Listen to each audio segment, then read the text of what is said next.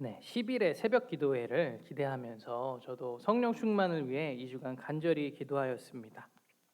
이 기간을 통하여서 하나님께서 저에게 주시는 마음이 있었습니다.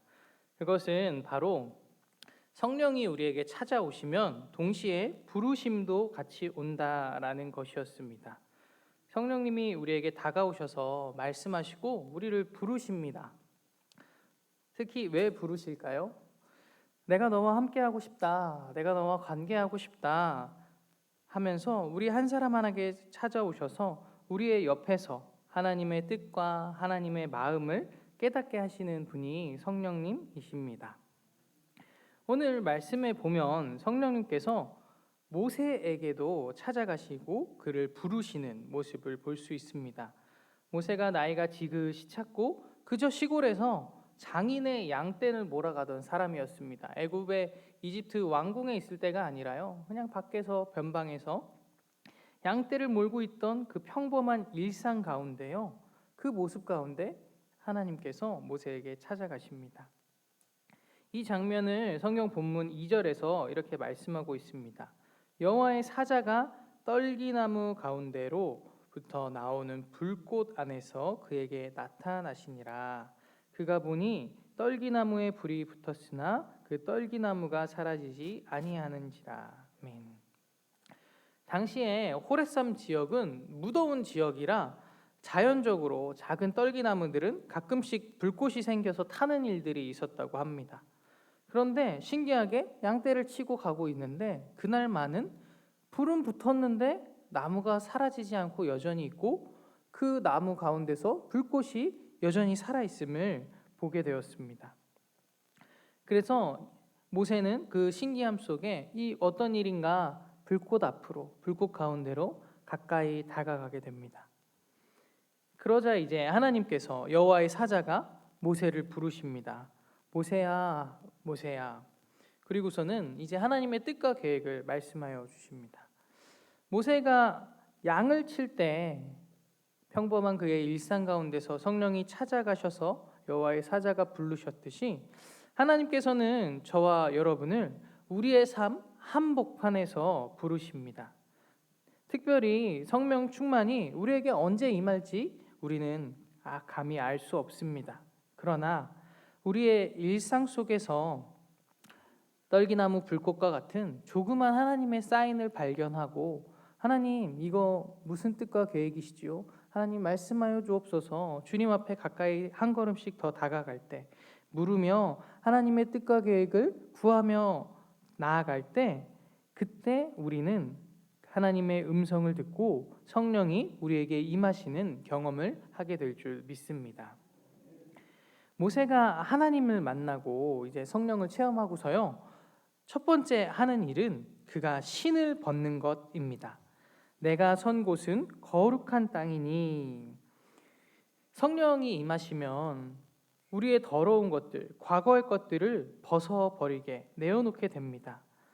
한마디로 버려야 할 것들을 버리게 되는 회개의 영이 임하게 되는 것이죠. 거룩하신 하나님 앞에 그 영광과 존귀의 하나님이 내 앞에 오셨다. 나에게 다가오셨다.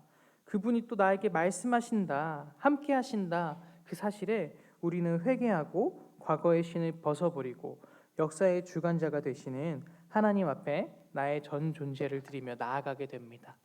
또 그럴 때 십자가의 은혜가 주님 이것이면 나 충분합니다. 하나님의 크신 은혜가 보이게 되는 줄 믿습니다.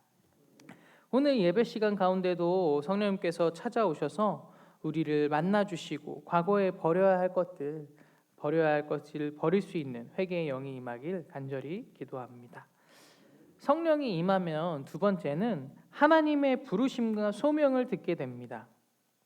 성령님은 인격적인 분이시라고 하잖아요. 그래서 우리에게 찾아오셔서 말씀하시고 대화하시고 함께 하시고 삶 속에서 관계를 여전히 맺어가시기를 원하십니다. 과거의 신을 버리고 성령을 내 안에, 우리의 안에, 비록 조그마지만, 비록 더럽지만, 누추하지만 내 안에 모시며 살아갈 때 그분의 계획과 뜻을 우리는 듣게 됩니다. 하나님께서 부르시는 거죠. 모세야, 모세야 부르시듯이 누구누구야, 내가 너와 함께하고 싶다. 하루하루의 삶 가운데 함께 나아가자라고 부르십니다. 본문 7절 8절에서 모세에게 이렇게 말씀하십니다. 여호와께서 이르시되 내가 애굽에 있는 내 백성의 고통을 분명히 보고 그들의 감독자로 말미암아 부르짖음을 듣고 그 근심을 알고 내가 내려가서 그들을 애굽인의 손에서 건져내고 그들을 그 땅에서 인도하여 아름답고 광대한 땅, 젖과 꿀이 흐르는 땅, 곧 가나안 족속, 헷 족속, 아모리 족속, 브리스 족속, 히위 족속, 여부스 족속 지방에 데려가러 하노라. 아멘. 처음에 뭐라고 얘기하셨냐면요. 내가 다 안다. 너희의 부르짖음, 너희의 아픔들, 너희의 힘듦들 내가 다 안다. 다가오셔서 모세에게 그렇게 말씀하시고요. 위로하시고 그 다음에 이제 내가 나의 뜻을 보여줄게. 너의 새로운 길을 보여줄게. 너희를 인도할게. 애굽에서 이끌어내어 줄게. 하나님이 약속하시면서 말씀하여 주십니다. 성령이 임하면 하나님의 마음과 하나님의 뜻과 하나님의 계획을 깨달아 알아가게 됩니다. 그러기에 삶의 모든 순간이 행복하고 감사와 기쁨으로 차오르게 됩니다. 제 삶에서도 성령 충만했던 때를 되돌아 생각해 보면요, 하나님을 만나고 간절히 또 기도하고 하나님께서 만나 주신 그 은혜가 있고 성령이 강하게 역사하심을 느끼면요, 다른 게 아니라 평범했던 나의 일상이 아름다워 보이기 시작합니다. 당연하게 느껴졌던 가족이요, 당연한 게 아니라 하나님께서 나에게 꼭 맞는 사람을 진짜 붙여주셨구나. 하나님이 나에게 주신 최고의 선물이구나. 과거에는 깨닫지 못했는데요, 하나님의 성령이 임하니 가장 아름다운 것, 그리고 가장 사랑할 수 있는 곳이라는 것을 깨닫게 하십니다. 그리고 내가 무한히 받아온 그 사랑과 은혜들을요, 깨닫는 것에서 넘어서서 감사하고 고백하고 표현하게 됩니다. 또한 교회에서도 그랬었는데요, 청소하면서 작은 일들, 비록 작은 일이지만 청소하는데 어찌나 그렇게 기쁜지, 하나님 나에게 이렇게 건강을 주시니 감사합니다. 감사를 하게 되고요, 행복하게 되고 또 남들을 위하여서 굳은 일을 하면서 섬길 수 있다는 곳에서도 기쁨을 느끼고 나아갈 수 있었습니다. 그렇게 삶의 작은 부분들, 늘 살아가는 떨기나무 보듯이 늘 살아가는 일상, 그 일상 속에서 하나님의 마음을 알고 깨닫고 하나님이 주시는 기쁨으로 살아갔던 기억이 새록새록 떠오릅니다. 근데 설교 이렇게 준비하기 전에 제 방을 한번 둘러보았어요. 요즘은 성령 충만하지 못한 것 같더라고요. 너무 정리가 안 되고 굳은 일을 한참 미뤄둬가지고 딱 들어가면 이제 설거지, 빨래, 청소할 것들, 겨울 것들 한참 있었었는데요. 그래도 저도 버릴 걸 버려야겠다. 그래갖고 설교 준비를 잠시 다 멈춰놓고 눈앞에 있는 것들부터 치웠습니다. 빨래를 하고 또 겨울에 옷들 다 장에 넣어놓고 청소하고, 그렇게 내 눈앞에 작은 일부터 시작하였습니다. 우리의 모든 삶에서 일상의 작은 부분들, 그 속에서도요, 하나님의 마음을 알고 깨닫기 원하고 그 속에서 기쁨과 감사로 살아갈 수 있는 성령 충만한 삶이 되기를 소망합니다. 우리 주위에도 성령 충만한 분들을 많이 볼 수 있는데요, 토요일마다 남이 보든 보지 않든 청소를 했는데 티가 나던 티가 나지 않던 교회에 나와 화장실 청소하시는 봉사자들의 모습을 보면서 참 은혜를 받습니다. 감사합니다 한마디 건네면요, 당연히 해야 하는 거지요 하면서 주인의식을 가지고 기쁨으로 섬기는 모습, 이것이 바로 성령 충만한 그 아름다운 모습 아니겠습니까? 또 날마다 매주 와서 한 달에 한 번씩 와서 방역을 하고 교회에 꽃을 가꾸고 식당과 카페를 섬기고 교회 아이들을 섬기고 고아와 과부를 돌보듯이 밤길에 홀로 있는 그들에게 다가가 기도하고 먹을 것을 제공해주는 거리의 천사들로 나아가는 모습들 등등등, 하나님께서 우리에게 각자 불러주신 모습에 맞게 우리의 삶의 그 자리에서 기쁨으로 봉사하고 섬기는 성령 충만한 분들의 모습을 어렵지 않게 찾아볼 수 있습니다. 주위에 이렇게 성령 충만한 분들이 많다는 사실에요. 참 도전이 되고 이런 분들이 우리 가운데 가까이 있다라는 것이 우리가 얼마나 많은 복을 받았는가라는 생각에 제 마음에도 기쁨이 함께 차올랐습니다. 교회만 그렇습니까? 가정과 직장에서도 그렇습니다. 사랑하라고 허락하신 가족들을 위하여 열심히 집안일을 해요. 빨래를 하고 청소를 하고 밥을 하고 장을 보고 늘 같은 거 일상인데요. 끊임없이 섬기고 희생하며 살아갑니다. 또 직장에 나가서 가정들을 위하여서 열심히 일하면서 하루하루 살아가며 나아갑니다. 그런 헌신의 모습들 직장에서도 볼 수 있습니다. 교회 다닌다고 핍박을 받으면서 세상에서 지내는 분들이 얼마나 많습니까? 그럼에도 불구하고 하나님의 이름을 위하여 눈물로 기도하고 오히려 자신을 낮추고 끝까지 사람들을 섬기며 살아가려는 믿음의 사람들의 모습.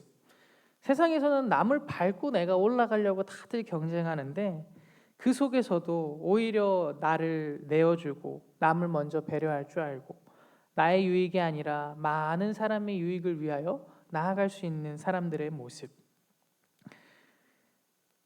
하나님의 이름을 위하여 불의를 따르지 않겠다고 세상에서는 성공을 위하여서 조금 잘못돼도 다 눈 감고 가는데 나는 하나님을 믿으니까 끝까지 꿋꿋이 옳은 길로 하나님의 뜻을 또 정직을 행하며 나아가는 수많은 동료들의 모습들이 있지 않습니까?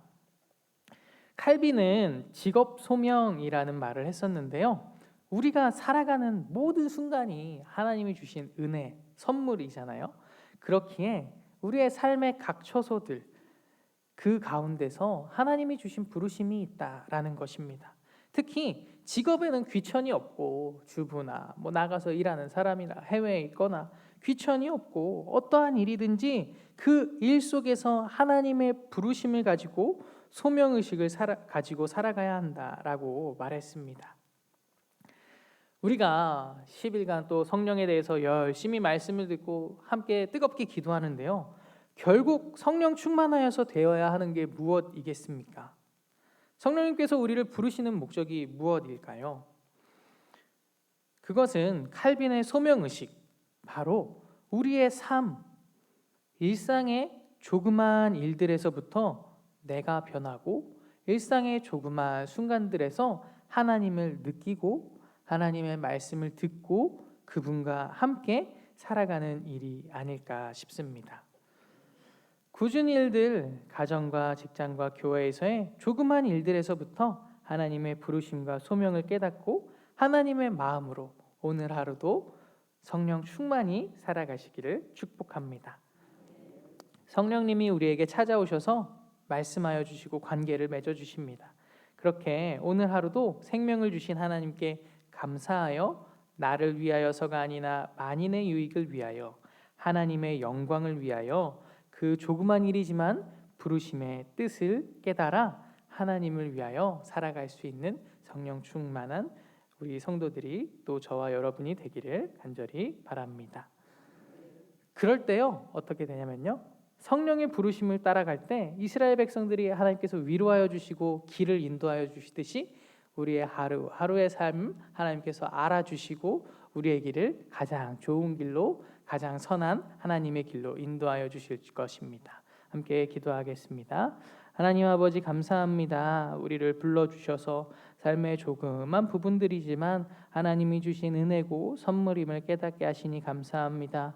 성령 충만하여서 우리의 일상 가운데서 늘 주님과 묻고 또 동행하며 살아가게 하시고 그렇게 하루하루 작은 것이지만 하나님의 마음과 뜻을 구하며 살아갈 때 우리의 삶 속에서 늘 우리를 인도하시는 하나님의 귀한 손길과 은혜와 사랑을 충만히 맛보는 우리 모든 귀한 자녀들 되게 도와주옵소서. 예수님의 이름으로 기도합니다.